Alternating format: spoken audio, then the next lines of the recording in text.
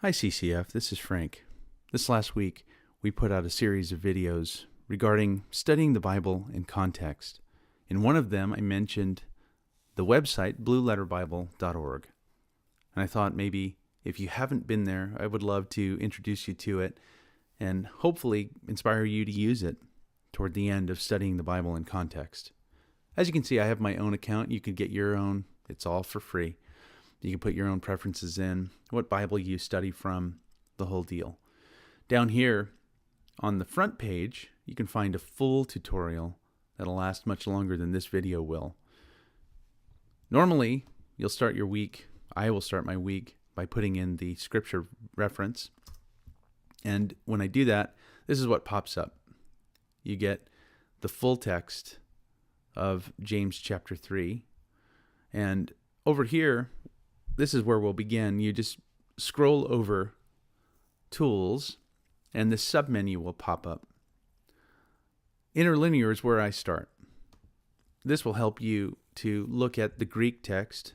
Not that many of you read that, but if you wanted to know what specific words were in the Greek, if you wanted to figure out how to pronounce words, for example, anything you wanted to know about the Greek language, you can find out here. So, for example, all you would do is you would take this is condemnation, and this is the Greek word for it. Here's going to give you, this button here is going to give you access to all the information about that word. You wonder, Frank, how is it that you know how to pronounce it? Well, one, I have had some help in learning how to read Greek, but this is always good. Strong's G 2917. Crema. So there you go. You got a guy living in the computer that can tell you how to pronounce this word. And it's really helpful at parties. I stop the conversations all the time. In any event, all the other information that you can have here, right here, for example, sometimes maybe you'll wonder, Frank, how do you know how many times this is used in the Bible? Have you counted them? Did you go through? No, it's just right here. It's simple. Here's the different ways it's translated. There's different ways in which this word is used. So it's not just judgment or condemnation. It's also damnation, to avenge. It's used that way once. So you can find out all that information here. You can find out other ways it's used, other places, other verses where it's used, all in one little spot. So that's the interlinear tab. The second tab I'd like to demonstrate for you is the comparative versions tab. Push down on Bibles, this is what comes up. So I've got different translations here. There are different translation traditions. These are things that a lot of people don't know or they don't consider. Not every Bible version is a word-for-word translation. Some have other traditions behind it. So, for example, the King James Version is an older word-for-word type translation. But the NLT is a paraphrase, and in a lot of ways, much easier to read. Whoever puts these thoughts together, the proverbial they say that King James is for a 12th grade reading level, and NLT would be more along the lines of a 7th grade reading level. In any event, you have two different ways of interpreting Scripture, and they did it on purpose. It's not, they're not trying to hide anything. This is just a way in which they decided to take Scripture and bring it to the public's view. So you have several here. The ESV is also a more modern, but it is a word-for-word translation. The NIV is a thought-for-thought translation. Dynamic equivalence is what they call it. So it does some of the interpretive work for you. In any event, all of these versions, if you don't have a desk big enough to hold 25 different Bibles, you can look at every single translation and you can have an idea of what it says in a different version. And it's very helpful sometimes to clear up thoughts. I know you've heard me say many times the NLT says, or I'll even say one word is translated 7 different ways, and I'll even reference that. And this is the tab that I do that from. The third tab is the cross-references tab.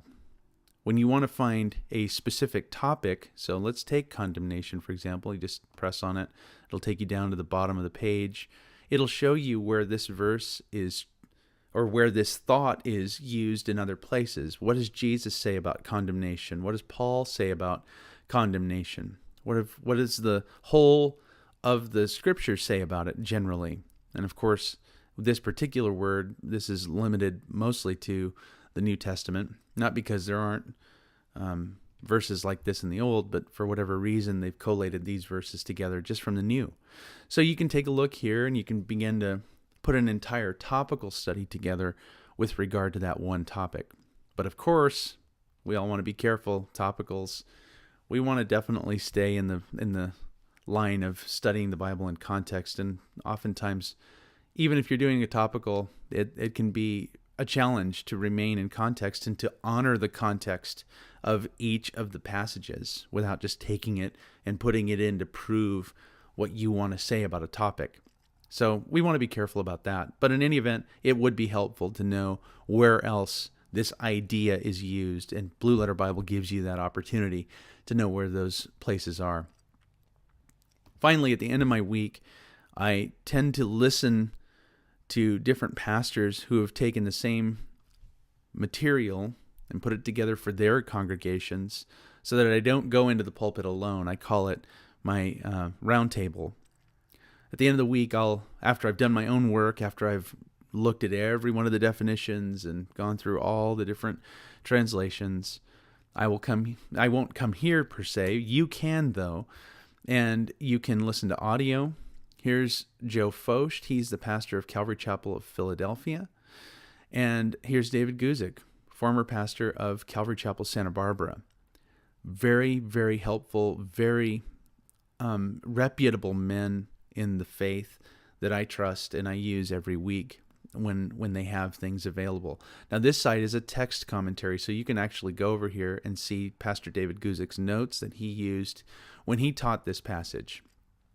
You can read right through it. He's always great in terms of the people he's read.